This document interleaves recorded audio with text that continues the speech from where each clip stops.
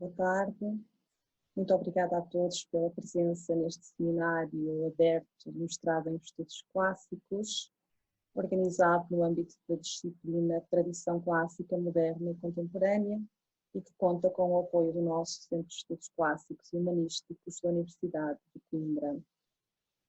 Agradeço de modo especial ao nosso convidado, Carlos Jorge Pessoa, a disponibilidade manifestada para estar aqui hoje conosco nesta sessão via Zoom.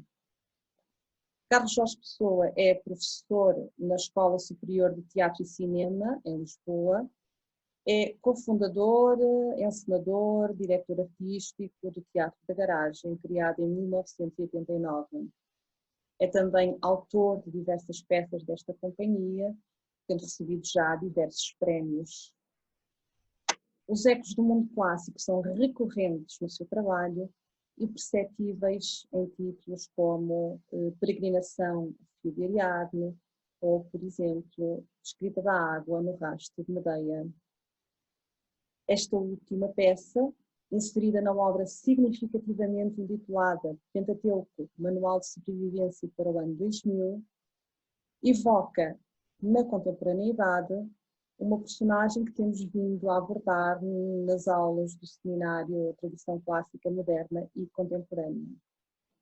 É com muito gosto que ouviremos o seu autor e encenador falar-nos hoje aqui sobre como foi até chegar a Medeia. Muito bem-vindo, pois o ecrã e a palavra são seus. Muito obrigado, professora. Eu, antes do mais, quero agradecer à professora Susana este convite, que é particularmente, para mim, oportuno e faz todo sentido. No momento que estamos a viver, eu há pouco estava a descrever as vicissitudes por que estamos a passar e nem de propósito, como a questão da sobrevivência sempre e da tragédia sempre se colocou no teatro que eu faço e de que faço parte. Isto nos anos 90, eu dividi isto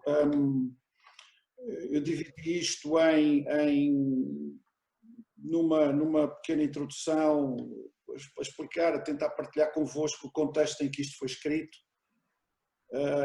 falar um bocadinho desse contexto dos anos 90, 96, 95, 96, 97, isto estou em 97, mas foi escrito em 95, sim, 95, 96, já não tenho a certeza. E falar-vos um pouco desse contexto e partilhar com vocês a minha experiência à volta da encenação disto e do que foi regressar a este texto. Eu não li este texto há 25 anos, desde que o escrevi, portanto não olhava para trás. Eu já uma vez tinha tido a oportunidade, um convite para falar sobre isto, mas falei de memória, não me confrontei com o texto. E confrontar-me com o texto foi difícil, foi difícil, mas ao mesmo tempo foi bom por várias razões, mas foi duro, não foi nada fácil confrontar-me com este texto. Portanto, eu irei partilhar as razões dessas dificuldades e ao mesmo tempo dessa tentativa de bem-aventurança, de chegar a algum lado com isto. Vão perder muitas vezes na esperança que vocês encontrem alguma coisa, mas é assim, não pode ser de outro modo. Portanto, começando pelo princípio, como é que se chega, tenho aqui algumas notas, como é que se chega a uma tragédia? Ela bate-nos à porta de maneiras diferentes. Do ponto de vista de quem escreve, pelo menos do meu ponto de vista enquanto pessoa que escreve, é-me extraordinariamente difícil separar o género trágico da tragédia cotidiana. Ou seja, não consigo ver isto, nunca consegui escrever ou pensar estas coisas desligado da vida, inclusivamente da experiência prática do texto, ou seja, do teatro. O destino último da filosofia, alguém disse, é a poesia dramática. A poesia dramática porque é cénica, porque é no palco, não é no papel. Ou se quiserem, é escrita no palco. E, portanto, nessa medida, essa tragédia do cotidiano sempre esteve presente, essa hubris. Ela bate à porta da nossa vida, ela bate à porta da vida dos outros, a tragédia bate à porta. E nos anos 90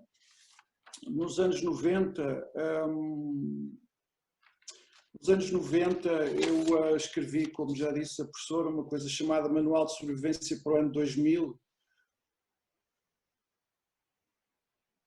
porque sentia que as coisas não estavam a correr bem. Não iam correr bem. Isto é fácil, quer dizer, a gente, no atual contexto é fácil de se calhar dizer isto, mas são 20 e tal anos de escrita e são mais de 30 anos de profissão a sentir que, a viver sob o signo da resistência, da sobrevivência, da iminência da tragédia. E porquê? Repare, isto nos anos 90 era completamente contracorrente. Falar em sobrevivência, falar em resistência, falar em... O próprio nome Teatro da Garagem, o Teatro da Garagem surge numa alusão às catacumbas romanas, àqueles lugares subterrâneos de sobrevivência, porque sentíamos que as coisas, que havia nos anos 90 uma euforia generalizada, uma ideia que íamos entrar na Europa, uma ideia que isto agora ia ser tudo fantástico, havia uma enorme vaidade, havia uma festividade que de algum modo sempre me soou perigosa. E portanto eu quando escrevi estas peças, o Manual de Sobrevivência para o ano 2000, peguei em 5 assuntos, que na altura considerava cruciais, que teriam que ser pensados. O primeiro assunto era a fé, era a primeira peça, o homem ressuscitou. O segundo assunto era a Europa. Escrevi uma peça chamada Desertos, que tinha a ver com... porque sentia na altura que a única saída passava pelo reforço, pela problematização, por se pensar a Europa como projeto não apenas económico, mas projeto cultural, ou projetos no plural cultural, enfim, acreditava nessa necessidade. Por outro lado, a peregrinação, o fio da Ariane, tinha a ver com Portugal no meio disto tudo, e onde é que Portugal estava. A quarta peça era sobre a família, que é esta, a escrita da água, e a quinta peça era sobre o indivíduo e as suas derivas idiosincráticas. E portanto, era isto que na altura eu achava, de uma maneira muito voluntarista, muito voluntarista, era um pecado que eu não renego, queria de certo modo a tentar fazer um teatro. Aliás, na altura este teatro era visto de uma maneira, era quase, como é que é dizer, havia muito uma acusação quase não era quase, era mesmo uma acusação de moralismo, de um teatro moralista, um teatro esquisito, um teatro que visava... Portanto, não era um teatro um bocadinho à margem. Sempre foi um teatro um bocadinho à margem, este teatro que nós fizemos. E nesse sentido não era fácil. Esta peça foi uma complicação estrear. Porque se pegou, de facto, em assuntos, tocou-se em algumas feridas que na altura foram difíceis de serem, como é de dizer, as pessoas ficaram ofendidas, ficaram chateadas com esta peça. Esta peça chateou muita gente. E eu, de maneira nenhuma, queria chatear ninguém, mas pronto, isto chateou muita gente. Portanto, de certo modo, o teatro da garagem, enquanto sobrevivência estética, implicava esta ideia de teatro como uma máquina que potencia a cidade, que pode ajudar no reconhecimento da cidade, que atualiza as ideias de cidadania, não a ideia, mas as ideias de cidadania. E eu creio que os fazedores de teatro, as pessoas que fazem teatro, propiciam gestos de cidadania, ativam mecanismos de reconhecimento e de reconhecimento. E, portanto, esta peça, em particular, A Escrita da Água, que tem sobre a família é o lugar por excelência da tragédia. Não estou a dizer novidade nenhuma, estão os pais, as mães, os irmãos, os filhos, da tragédia. Agora, como é que isto depois, como é que a peça começou a ser urdida? Havia este sentimento geral que me motivava a escrever estas coisas e portanto, resolvi pegar na Medeia, um pouco a Medeia surge aqui como esta tragédia, isto nasce da leitura de uma notícia de jornal, que dava conta de uma senhora que isto aconteceu. Aliás, os problemas todos que eu tive com a peça foi porque isto de facto, as pessoas depois sentiram-se ofendidas. Eu não vou dizer os nomes, obviamente, mas as pessoas acharam que isto tinha a ver, sentiram-se incomodadas com eu ter pegado naquela notícia de jornal que dava conta dos seguintes factos. Uma senhora que era na altura uma figura pública, que tinha relevância política, que tinha relevância, e que era uma pessoa estimável, que tinha uma obra feita, que tinha vontade de este sentido, que tinha sentido construtivo, pelo menos era assim, eu nunca a conheci, como é evidente, só li a notícia de jornal, mas era uma pessoa cheia de boas intenções, basicamente, e que, quer dizer, numa situação completamente inesperada, a senhora, uma doença súbita, a senhora morre. A senhora morre e, passados uns tempos, os filhos morrem. 2 crianças menores que morrem, eletrocutadas numa piscina. Qual é a ubris desta senhora, não é? O que é que ela fez de mais? Onde é que está aqui o problema? Onde é que isto começou? E portanto, fiz na altura, andei a pensar ela não era uma assassina involuntária. Aliás, ela morre em primeiro lugar que os filhos. Não se pode dizer que ela de todo tenha um comportamento assassino. Ela, no entanto, ela é vítima, de certo modo, a sua híbris está num comportamento de classe, aquilo que eu na altura identifiquei como um comportamento de classe e um comportamento de situação. Não apenas de classe, mas a situação propiciava isso. O seu comportamento é determinado por códigos de conduta e por compromissos decorrentes de um estatuto social, estatuto esse que corresponde a uma condição económica, de prestígio, e portanto, de certo modo, a ubris da mãe estava se calhar no projeto de vida pública, de comprometimento cívico, ela paga um preço por isso. Ela, de certo modo, e esta é a frase-chave que agora quando retornei ao texto, acho que ela é imolada no altar das boas intenções. E de certo modo esse é o seu pecado. Quer dizer, são as boas intenções.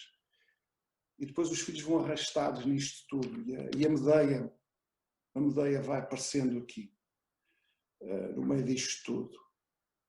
Depois, há outro aspecto do texto que me interessou, que é o homem do cinema. O homem do cinema que na altura tinha a ver sobretudo com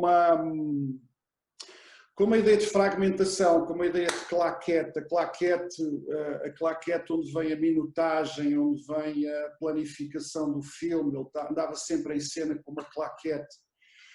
E era uma ideia que o Andrei Tarkovsky tinha, que eu simpatizava e continuo a simpatizar muito, que é a ideia do cinema como esculpir o tempo, não é? Esse claquete, esse cortes, essa escultura do tempo, mas simultaneamente o homem do cinema na sua tragédia também, ele pressagiava essa figura que vive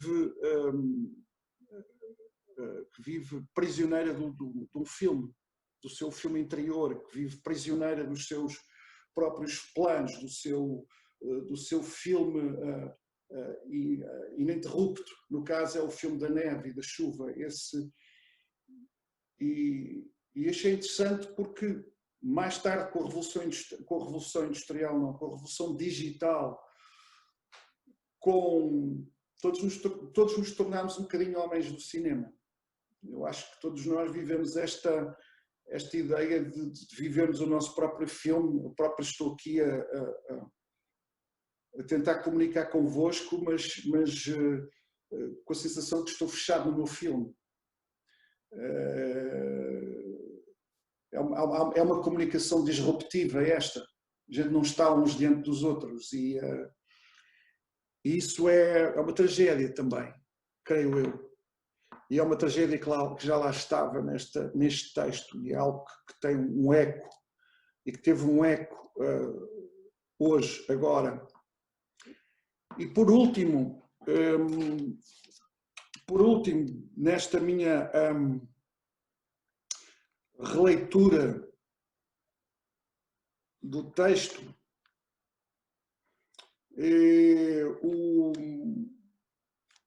o início da peça. O início da peça, que foi o que é quando falo dos lobos, eu estava sentado, havia um nevão e eu andava por lá no meio da neve, na Serra da Estrela, e estava sentado no covão da metade e estava a nevar, estava um frio desgraçado e eu comecei a escrevinhar umas coisas e saiu aquele texto e recordo-me perfeitamente e sentia-se uma força telúrica, sentia-se a natureza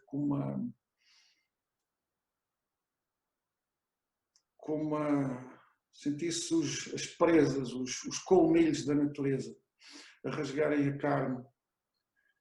E esse texto devolveu-me a natureza e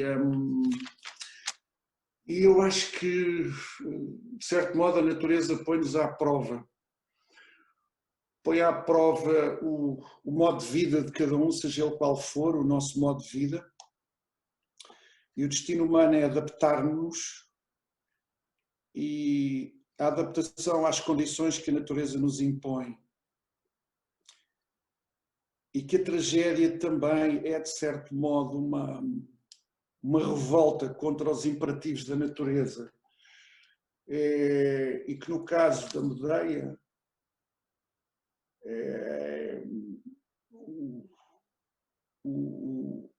o infanticídio, a morte dos filhos é a revolta suprema contra a natureza, é a revolta, é quase que é algo muito perturbante, porque é do domínio do abominável, é do domínio do indizível.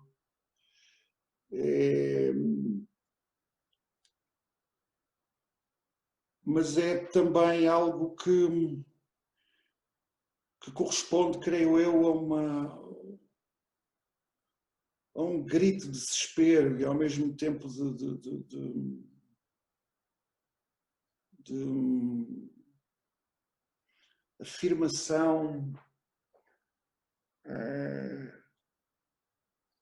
de uma sombra, de uma treva. Eu acho que os rostos como se apresentam, eu acho que o Facebook e as redes sociais e tudo isto, este estado em que nós agora estamos, de certo modo, retirou-nos o rosto. Não temos rosto, não temos pixels, temos pixels, temos definição maior ou menor, mas não temos rosto. E nesta afirmação do homem com a natureza, há um lado de treva, de sombra, há um lado tenebroso que eu creio que é útil convocar. E a Medeia convoca isso de uma maneira aflitiva.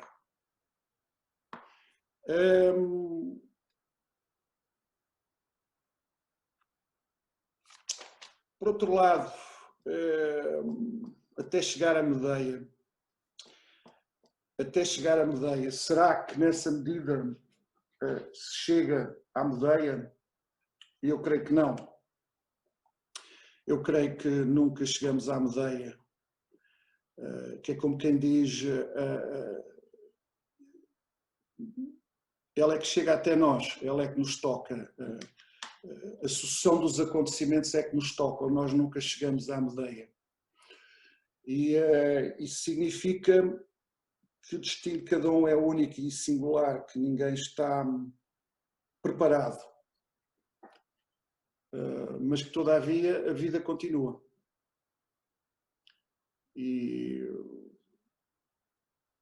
depois já aqui um textozinho, quando voltei, a vida continua, que é o epílogo da peça, que eu, como disse no início, não li isto há 20 e tal anos, e achei graça. Há aqui umas frases que eu não escrevia, não gosto, mas... O que merecemos ou não merecemos é o final da peça. O que merecemos ou não merecemos é o homem do cinema que está a falar. Essas questões apenas provam que acreditamos, ou pelo menos queremos acreditar, numa forma de justiça. Eu merecia outra coisa, talvez, mas também, coisa estranha à memória, possibilita-nos apenas a perspectiva de fragmentos. Momentos bons, momentos maus, balanço final, não sei. Talvez tenha feito da minha vida um suicídio programado em nome de uma vontade de conhecimento, talvez seja apenas o vilão, aquele a quem não conseguimos perdoar, aquele que não quer perdão. Como podemos confiar no nosso juízo se não fizermos dos nossos atos, se não fizermos da nossa vida a intuição da tragédia, se não tivermos presente, por um lado, que a morte é o nosso destino comum e, por outro lado, por muito convictos que sejamos das nossas razões, elas não constituem a verdade. Como não pensar na tragédia como solução para o desencanto, como derradeiro testemunho de esperança? O sentir trágico da vida talvez nos enobreça porque não nos alimenta a vaidade, porque nos torna humildes. Não se trata de rendição, mas antes de combate, o combate denudado pelos nossos sonhos. A tragédia talvez seja um testemunho da necessidade irreprimível de ambarmos a vida em toda a sua plenitude. Fantasias de um vilão, loucura, medo. Qual a minha verdade? Solidão. Seguia na paisagem de neve no meu carro, a estrada úmida facilitava os acidentes, mas eu não me importava. Sentia uma estranha vertigem, neve e mais neve, o meu grande filme e sono, muito sono, a máquina do café variada, ridículo. Voz off. Foi o sono que o desviou da rota segura, uma explosão azul na neve branca. O vento atiçando as chamas num réquiem de destruição, os ferros retorcidos, o fumo perdendo-se no espaço. E para terminar, não vos quero amassar mais, eu lembrei-me porque a tragédia, isto para reforçar uma ideia que partilhei com vocês no início, que uma ideia de escrita escrita vivida, de escrita não apenas vista e ouvida, mas uma escrita comida. A tragédia come-se. E, portanto, eu, para desanuviar e para me divertir um bocadinho com vocês, resolvi fazer um menu trágico até em função de apoio ao movimento da restauração e não só. Então estive aqui a pensar em vários pratos para partilhar com vocês de um menu trágico. Podemos ter, por exemplo, ensopado de troianas, persas à abelhão pato, Agamemnon de cabidela, pezinhos de Édipo Rei, Eletra à moda do Porto, a sorda de Bacantes, a medeia, eu tive dúvidas entre medeia com todos ou arroz de medeia. Pensei, é a minha preferida, para quem, os adeptos da comida vegana ou vegetarianos, enfim, tofu de Hipólito, gosto imenso. E para sobremesa recomendo baba de Antígona. E com a baba de Antígona agradeço a todos a paciência que tiveram para estarem aí a ouvir-me, a dizer estes disparates. Muito obrigado.